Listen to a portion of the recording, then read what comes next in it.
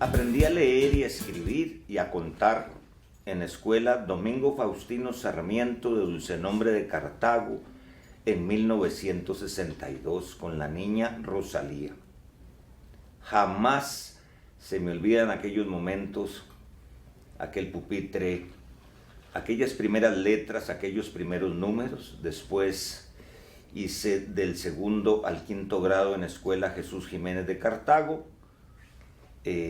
Mi familia se vino para San José y estuve sexto grado, primer año, segundo, tercer y cuarto año en el Colegio de La Salle. Después me casé muy joven y terminé mi bachillerato en el Colegio Nocturno de Cartago. En 1973 ingresé a la Universidad de Costa Rica y empecé con mis estudios de humanidades y compré Derecho. Ingresando a la Facultad de Derecho en 1974, acabé mi carrera en el 78 y me incorporé al Colegio de Abogados de Costa Rica el 3 de mayo de 1979, exactamente hoy hace 40 años. Y lo recuerdo como que fuera ayer. Solo me acompañó mi padre. Nos entregaban el diploma y el carnet de abogado, que era el sueño de todos los que habíamos pasado 5 o 6 años en la universidad, para podernos liberar y trabajar en nuestra amada profesión. Era en un zaguán donde salía el presidente del Colegio de Abogados y el secretario nos entregaba el diploma y el carnet. Desde ese momento yo era ya un abogado ante los tribunales de la República. Había iniciado un par de años antes en un garaje en Paraíso de Cartago, en la casa de don Nemías Corrales. Pagábamos 100 colones al mes. Ese era el alquiler en el año 77. Después don Gilberto Bonilla hizo un local ahí mismo en Paraíso y nos lo alquiló para tener la oficina. Ya graduado, me trasladé al edificio de Cartago, que era el único que en esa época tenía ascensor, que era el edificio Mucap, que había sido antes un tal Hotel Majestic que no funcionó. Después estuve en un par de locales más en Cartago, hasta que en el año 83 hice mi posgrado en Ciencias Penales en la Universidad de Costa Rica y me decidí a instalar mi bufete en San José. Desde entonces, desde el año 85, trabajo en la capital hasta esta fecha. Son muchas cosas las que vienen a mi memoria, pero hay momentos que realmente yo creo que le marcan a uno la vida profesional. Entre esos casos que jamás podré olvidar. Y tal vez por las vías del ejercicio de la abogacía que yo tomé, que fue la de las ciencias penales, el derecho penal y la informática jurídica o el derecho informático, pues he dedicado los últimos 30 años exclusivamente a esas dos ramas del derecho. También durante 18 años fui profesor y catedrático de la Universidad Autónoma de Centroamérica y de la Escuela Libre de Derecho. Realmente las clases me fascinaban. Fui profesor de los cursos de Derecho Penal General y de Criminología. De los casos que recuerdo con especial afecto y con mucha emoción, fue el caso de una niña que había estuprado. Ese delito ya no existe. Era una relación sexual consentida de una niña entre 12 y 15 años con un mayor de edad. Y lo grave de este asunto es que el acusado era un jugador de fútbol del Cartaginés que había sido seleccionado para Italia 90. Ese juicio fue espantoso. Los tres jueces sonreían y se burlaban de la niña, de la víctima, que para cuando fue el juicio podía tener 13, 14 años. Aceptaban las preguntas más vulgares de la defensa del futbolista. La gradería de Sol del Cartaginés estaba apoyando al futbolista y hacían escándalos en la sala de juicios. Y el tribunal toleraba todo ese tipo de malacrianzas. A la hora de dictar la sentencia, el tribunal no le quedó más remedio que condenar al futbolista. Por supuesto, a 1 año de cárcel sin ir a prisión y a 200,000 colones. Yo después me topé a ese juez que era de apellido Villalta y le dije qué hubiera pasado si alguna de sus niñas se hubiera topado con un juez como él en un caso igual y le hubieran puesto una indemnización de 200,000 colones. Ya a lo largo de mi carrera y siempre apasionado por la informática jurídica, me tocó ser el primer abogado que plantea una denuncia hecha en computadora. Vean qué curioso. Por ahí del año 85, 86, los abogados que teníamos computadora éramos 3 o 4. Entre esos, don Javier Solano Jiménez de Cartago y su servidor y otro colega que ahorita no recuerdo el nombre. Y por supuesto que los colegas decían, estos están locos, que tienen que hacer una computadora en un bufete. Bueno, nadie se imagina hoy día, 30 años después, un abogado o un profesional sin computadora. Precisamente en el año 84, cuando hemos acabado el posgrado en Ciencias Penales, celebramos en marzo de ese año el primer seminario de cibernética jurídica. Y fuimos muy pocos, éramos como 10 o 12 personas, magistrados en aquel momento, profesores del posgrado en Ciencias Penales como don Luis Paulino Mora, don Mario Huet, y hubo una discusión interesantísima. Estamos hablando del año 1984, donde yo planteaba la necesidad de que se notificara por fax. Todavía no conocíamos aquí el correo electrónico. Y me acuerdo que don Luis Paulino me pregunta, Juan Diego, ¿pero quién va a dar fe de la hora y la fecha de la notificación? Y bueno, yo le contesté, la máquina, y todo el mundo se carcajeó. Igual tuvimos una discusión con otra dama del derecho, la licenciada Bridi, cuando impulsábamos con fuerza, con ahínco, el proceso de informatización del Registro Nacional. Y la licenciada Bridi decía, ¿cómo vamos a dar fe de lo que hay en una computadora, en una pantalla? Es que cuando uno tenía el tomo con todas sus páginas, pues uno lo veía y apuntaba y hacía la certificación. Y la respuesta cariñosa y tal vez un tanto irreverente era, pues usted da fe de lo que ve en la pantalla. Hoy día las computadoras del Registro Nacional certifican. No es el certificador el que revisa, es la máquina. El certificador nada más firma, ya ni siquiera se firma, porque usted la compra por internet y le llega con un número y eso es válido. Ha habido toda una gran evolución a nivel tecnológico en el ejercicio del notariado y la abogacía.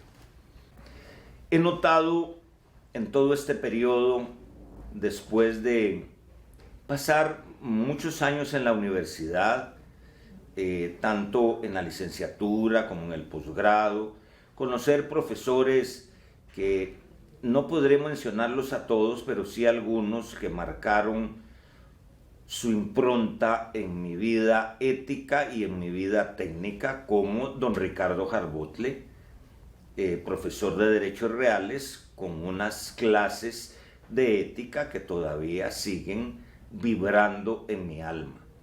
Don Hugo Porter, el profesor de Derecho Procesal Penal, increíble, sus clases, cero apuntes, cero papeles y además los mejores chistes de la carrera. Mi mejor profesora fue la profesora Elizabeth Odio, tengo que decirlo, mi gratitud para ella, aunque discrepemos ideológicamente a estas alturas de la vida. Sus clases de introducción al derecho y de derecho privado eran maravillosas. Las clases de historia de Jorge Enrique Galler y de filosofía del derecho, con todas las polémicas ideológicas que teníamos, también inolvidables.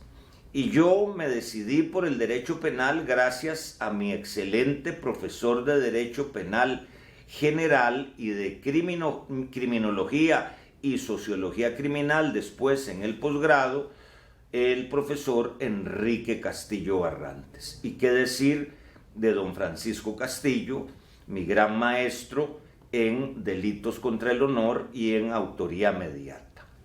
Profesores de la parte de las ciencias penales como Eduardo Vargas Alvarado en medicina legal, inolvidable, el doctor Jorge Echeverría Murray en psiquiatría forense. Él llegaba a las clases con un frasco de formalina con un cerebro adentro, un cerebro humano, y decía: muchachos, este es el cerebro de un sociopatazo marca diablo, y nos explicaba la sociopatía. Las clases de balística de el profesor Castillo Montoya, las clases de la teoría del proceso de Mario Huet, y podría seguir narrando clases maravillosas. De los malos profesores me olvidé hace decenios, pero a los que les debo mi formación y a los profesores de humanidades que tuve, como don Isaac Felipe Azofeifa, que me motivó para que participara en un concurso de ensayo con un trabajo que le presenté, y logré el premio Camaño Reyes en generales en el 73, 74, la profesora Nuri Raventós, aclaro, Nuri Raventós, la madre de la señora Nuria Marín. Qué profesora de historia de la cultura. Cuando discutíamos aquel libro tan hermoso de Ernesto Sábato sobre héroes y tumbas, cuando discutíamos todos los temas de la historia que nos interesaban tantísimo en generales, y una profesora de filosofía como doña Rosita Rubinstein de Meyer. Realmente podría ser interminable la lista de maestros. Don Rómulo Valerio en Historia Natural de Costa Rica, los profesores de economía como don Numa Estrada, Ubaldo Conejo, que era cónsul de el gobierno de Chile, el gobierno de Allende en sociología, las cátedras que tuvimos de derecho penal, de procesal civil con don Miguel Blanco, era una formación para ser realmente un jurista. Sí he notado a lo largo de mi carrera cómo el Poder Judicial se ha deteriorado vertiginosamente. Aquel señorío de los jueces penales de los años 70 y 80 se ha perdido. Aquellas salas de juicio que con solo ver el salón, sus estrados de mármol, la gente sentía miedo, y miedo del bueno, respeto. Ahora usted ve aquellos estrados que parecen alcaldías de las de antes. El nivel, el estudio, la formación. Cuando me correspondió ocupar la presidencia del Colegio de Abogados a principios de este siglo, en el 2000 y 2001, dimos una gran pelea contra la corrupción universitaria. Nosotros determinamos que habían universidades como una de esas, la San Juan de la Cruz, que hacía licenciados en Derecho en 14 meses. Ustedes imaginan abogados que estudiaron 14 meses y algunos de esos trabajan en el Poder Judicial.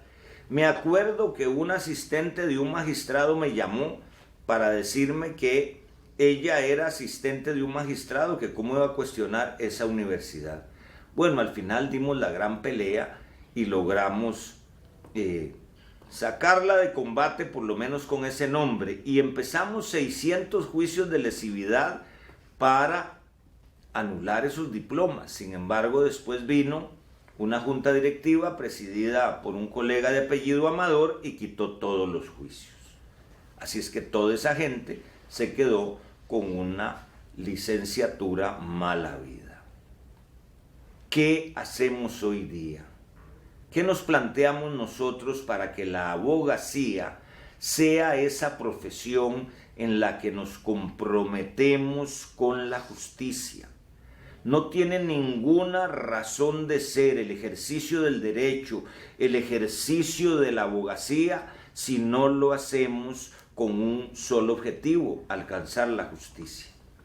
Y eso no se enseña ya en las universidades. En las universidades no se enseña nada. Hay alumnos de universidades, que creo que son 25 o más en este momento en el país, que utilizan fotocopias que algún alumno tomó y lo pusieron a dar clases. No hay bibliografía, no se sabe absolutamente nada, y ahí está la prueba. El examen de idoneidad que hace el Colegio de Abogados da resultados espantosos. ¿Qué entiendo yo como ejercicio de la abogacía? Es el ejercicio técnico y ético correcto. Es el conocimiento profundo y la actualización permanente del derecho. Pero el derecho no es solo la ley. El derecho tiene 3 esferas que se interrelacionan, y si eso no es así, usted no sabe derecho: la ley, la doctrina y la jurisprudencia. Es en esos 3 ámbitos en donde usted puede definir si está frente a una situación o frente a otra. Y a ustedes que nos acompañan esta noche, nuestra gratitud, nuestro cariño de siempre y nuestro compromiso por la justicia. Muchísimas gracias.